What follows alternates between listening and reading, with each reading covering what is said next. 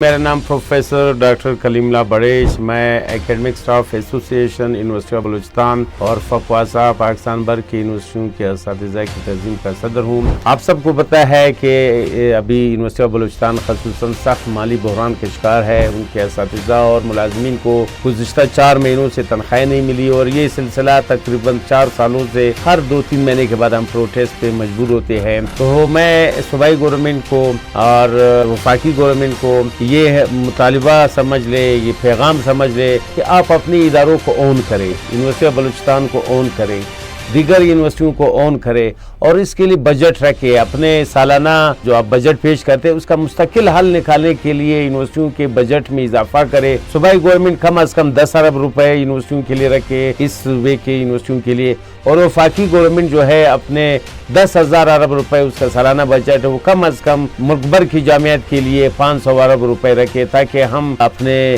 نوجوانوں کو صحیح تعلیم دے سکے اور اپنے ٹیچر کو ہم ریسپیکٹ دے سکے۔ میں سمجھتا ہوں کہ teachers are good in classroom, they are not good in work.